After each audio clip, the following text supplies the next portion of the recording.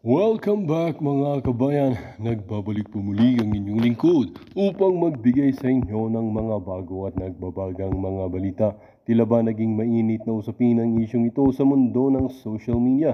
Isang matinding pagbubulgar ang naganap sa Kamara kahapon matapos ipahayag na ang mag-asawang sina Presidente Kuting at Liza Tanas Mags ay kinasuhan na sa Korte Suprema. Ang isyong ito ay nagdulot ng malawakang pagkabigla at pagkabahala sa buong bansa, lalo na sa mga taga-suporta ng administrasyon.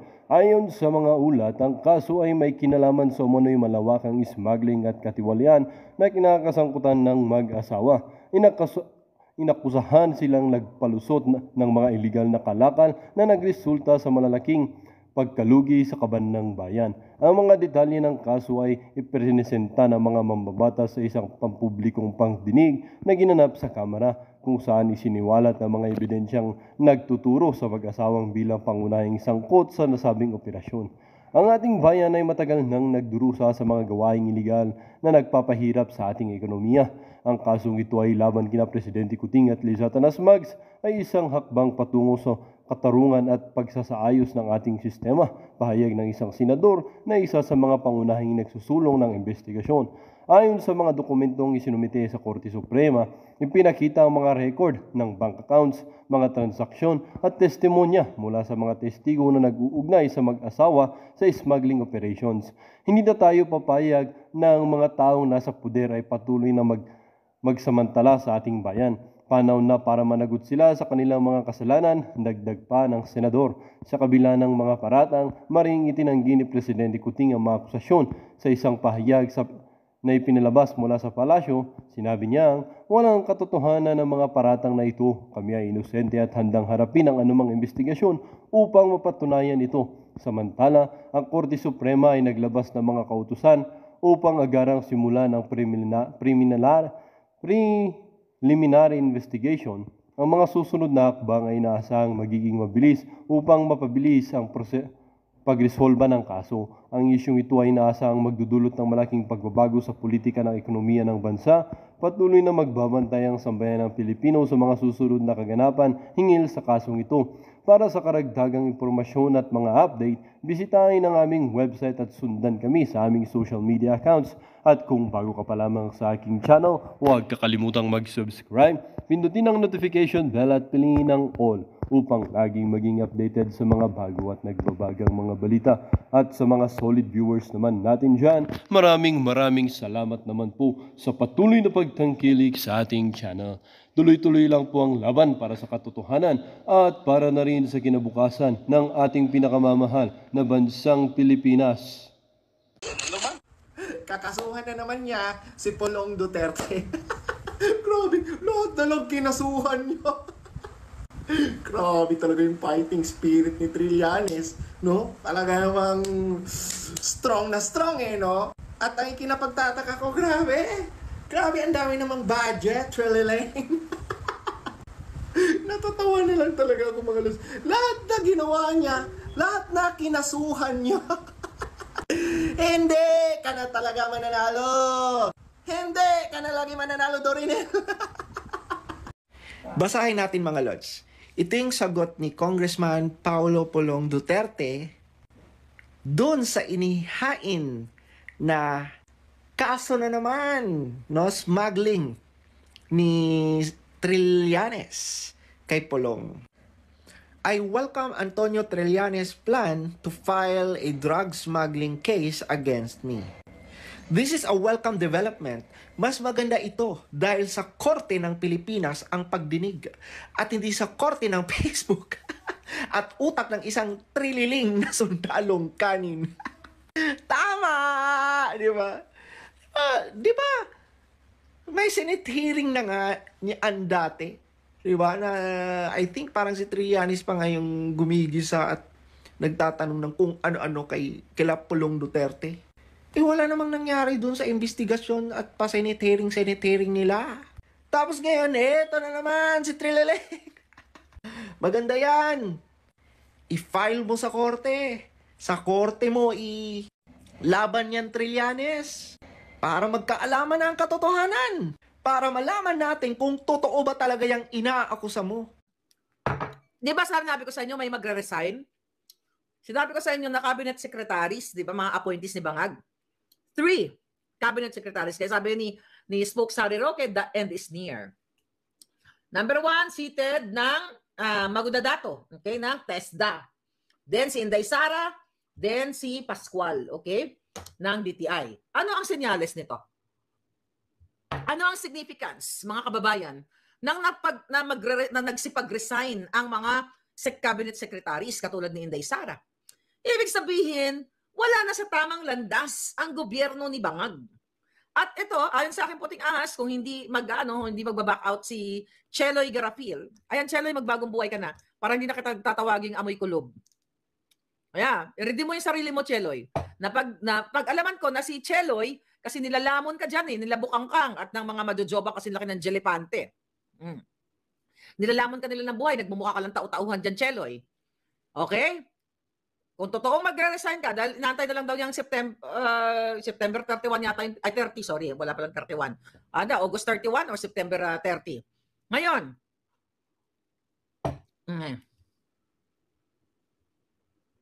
mga palangga. Cheloy, ano na? Magre-resign ka ba? Ano ang impact nito? Ano ang mensahe? Okay? Na gustong ipahayag ng mga sirkumstansya sa Bangag na gobyerno. Ibig sabihin, ang gobyerno ni Bangag is hindi na stable. Anytime pwedeng mag-collapse. Parang si Bangag, dahil sa sobrang addictus benedictus sa Coca-Cola, sa pulboronic, anytime pwedeng mag-collapse. It's the same thing yung kanyang gobyernong pangbangag. Kasi wala na, yung mga opisyal, sabi ko nga, kanina sa interview ko, na etong, imagine mo, DepEd Secretary ka, although Vice President si Inday, o sa TESDA, at sa DTI, di ba? Taas na napakataas na pwesto yan at that's very honorable kung ikaw ay honorable. Imagine mo, whatever reasons ang ibibigay nito ng mga taong ito na sila ay nag-resign sa kanilang post, ibig sabihin, mga kababayan, hindi na nila nagugustuhan yung pagpapatakbo ni Lee Satanas. Yung mga polisiyang pangbangag ay hindi na nila nakakayanan. So, ibig sabihin, hindi sila ganun ka-Digimon, Kasi hindi na nila kaya eh. Di ba? Yung pagmamando sa kanila na para silang asong julol na ito, gawin mo, ganyan, ganon. Di ba? So, ito yung impact ngayon. At napakalaking epekto ito, kaya bumabagsak na patuloy ang trust rating ni Bangag. Wala nang nagtitiwala sa kanya at even yung mga nasa Senado na yan at nasa Kongreso na yan, yung mga nagkikisas lang, yung mga hinayupak na yan na tagapagtanggol ni Tambaluslos, kaya lang naman sila nandyan ngayon kasi natakot sila na matanggalan ni Tambaluslos. Di si Abalos? Ni Tambaluslos, ni Romualdez ng pondo. Hindi sila para sa Pilipino, sila ay naglalaro mga political butterfly. Yang mga yan, any moment, kapag si Sara na ang presidente ninyo, magkikis-as na naman yan kay Inday Sara. Kaya kung ako kay Inday Sara, ilaglag ko na sila lahat sa Jangin para matuluyan na sila ng hanginin sa loob ng Jangin. Diba? Yan ang ibig sabihin yan, mga kababayan. Kaya ito the end is near, sabi nga ni Spoke Sari Roque, kasi ito mga to, hindi sila tinanggal eh. Di ba? Sa panahon ni Pangulong Duterte, pinagtatanggal ni Duterte yung makita niyang mga dorobo, yung mga inappoint ng magna cum laude, di ba? Mga magnanakaw. Pinagtatanggal niya yun. At tulad ni Wanda Tulfo. Di ba? Sa tourism. Tinanggal niya yun, di ba? So, hindi yun nagkusang nag-resign. Na-pressure yun dahil sa mga kontrobersya. Kumusta naman mga tulpo ngayon? Nagkikisas from Duterte. Ngayon, kinakalaban ng mga Duterte. Di ba? Yan yung kumakampi sa mga bangag. Yan ang halimbawa na ang mga tulpo ay wala ring paninindigan. Akala natin, si Erwin noon, yung mga si Rapi na yan, na walang ginawa, kundi pag-awayin yung mga mag-asawa, partikangkangan ng mag-asawa, ng kapitbahay, mga jutang ginimis na mga kachipan, na mga issue, yan ang tinatakal niya, imbis na banggain niya itong mga pulboronic na ito. Tignan mo, wala namang paninindigan yung mga yan. So ngayon, but later on, kahit na yung mga yan, nagmamarkos-markos ngayon, later on pag sinday, tandaan mo, markahan niyo yung mga jutang ginimis na yan. Kasi pag nagkaroon ng leadership change, very soon, babaliktad yung mga yan. Kaya, Inday, kung narinig ka man, hihipan mo, papuntang Jangin lahat yan. At tabunan ng bongga-bongga, tabunan ng pulburon. Tabunan ng tunitun lahat ng pulburon, ng mga hinayupak na favorite ni Kuting. Now, mga kababayan, sabi ko nga sa inyo, dapat araw-araw talaga tayong magnanga bells. This is the power of your, my, and your nganga bells. Kasi wala naman tayong armas at di naman natin gagawin yan. Sila ang may mga private army now. Imagine mo yung mga polis na nasa Davao na nagmamanman, mga private army, mga pang-rebelde ang datingan at pang-pulburon lord lang yan, no? Ang gumagawa ng mga private armies na yan at nakikipagsabuatan sa mga kaliwang grupo. At yan ay tumatarget dun sa pamilya ni Inday, sa bahay ni Inday na nagmamanman. Tumatarget sa KOJC, tumatarget kay Eric, tumatarget sa akin, kahit dito sa Amerika, tumatarget sa lahat ng mga nagbibigay ng pagpapahayag laban sa hinaing sa bangag na gobyernong ito. So later on, magkakaroon yan ng epekto dito sa usaping politikang ito kapag nagkaroon ng mass resignation. Kapag nagkaroon ng mass resignation, ibig sabihin, pag nagtuloy-tuloy ang pagre-resign ng mga tao ni Kuting Jr., ibig sabihin, sukang-suka na sila. Hindi man magre-resign yan, they should enjoy the prestige, the honor, the benefits, yung pera dyan, di ba? Kaso lang may mga tao pa rin naman talaga na naninindigan kahit papaano, kung may corruption man sila na ginawa, parang siguro na pagtanto-tanto nila, na parang tama na, sobra na. Dahil talagang sili Satanas ay halos sinasakal sila sa lieg. Di ba? So mawawala na ng public, ay ng trust ang publiko sa bangag. Ngayon pa lang wala na kayong trust eh. The reason why bagsak ang kanyang trust rating. So ngayon mga palangga, even yung mga media na yan, babaliktad din yung mga yan. Kasi Port Estate dapat yan, kakampi ng bayan. Ngayon ay mga sinungal-ngalan ang mga kipay nila. Sana salugsugin na lang talaga literally para, mga job sack na yung mga hitad. Mga walang dangal, walang mga paninindigan, mga lumulod sa parking lot. Sino yun? Kilala niyo ba yun? Dahil ngayon may issue dyan, sa GMA, no? May issue na chinorba yung anak ni Nino Mulak ng mga executive. See that? Dapat yan, hindi ko ano ba nangyari doon. But anyway, kung yun ay chinukchak chenis yung bata dahil ng mga executive ng GMA7, dapat yan mga palangga, kaya sabi ko dapat may jitay sa Pilipinas. Jitayin niyang mga nagsasamantala sa mga bata o sa mga, even not bata, sa mga walang kapangyarihan o mga teenager or sa mga adult, nangyayari yan. Kasi yan ang exactly ang nangyayari sa Kongreso, Senado, sa Malacanang. Kapag sila ay nagpa-party-party, nag-invite ng mga musician, gamit ang pera ng bayan, then party sila ng pulburon, at nag-hire ng mga pakangkang ng mga girlalo, at sinutsuk-tsak chenis nila dyan, gamit ang pera ng bayan. Yan ang katotohanan niya mga palangga. Kaya you have to get out, speak up now, and end the pulboronic kuting. Visit? Ngayon mga kababayan, anong gagawin natin ngayon? Dahil ito ay, sana nga magkaroon talaga ng mass termination. I mean, not termination, resignation. Di ba? So ito ikaw, Cheloy, pero kasi ang mga taong, kumita na kasi yan eh. Kumita na yung mga yan eh. So, kung meron pa mang konting kahiyan yan, I don't know. Kasi kung may konsensya pa yan, I hope makonsensya. Pero yung mga ninakaw ng mga jutang ginimes, kung makonsensya mo yan, dapat iluwa nilang lahat. Di ba? Dapat iluwa nila lahat. Ngayon, mga kababayan, kaya nga pa ulit-ulit tayo dito nananawagan ng tunay na pagbabago. At ang pagbabago sa ating bayan sa panahon ngayon ay wala sa Senado, wala sa Kongreso. Supposedly yan yung katuwang ng mamamayan. Yang legislative branch na yan. Dahil dyan sa Kongreso, dapat ay sila ang maghain ng impeachment laban kay Bangag. Pero sa kabila niyan, pinagtatanggol pa ng mga jotang ginemes na kongresista. Dahil nga siyempre, nasusulungal-ngalan sila ng pondo ng pera ng bayan. Kaya hindi kayo maipaglaban. So what is the last resort? Ano ang last resort ng Pilipino? Para sa pagbabago, tunay na pagbabago. Get out from your house, bring the flag. Sabi ko sa inyo, yung flaglets nyo, ilabas ninyo, pumunta kayo ang gusto ng sila Pebbles kasi dyan sila sa Edge of Shrine. Pwede maging starting point nyo yan, di ba? Di punuin nyo ang buong kalsada ng Pilipinas. Di ba? Bitbit nyo yung flag. Kayo ay peaceful, manalangin, sumayaw, kumanta ng pagbabago o kumanta ng kalayaan, mga ganyan, katulad ng kinanta natin, di ba? Pinoy ako, mga ganyan-ganyan, di ba? Ang saya-saya niyan. You have to be peaceful.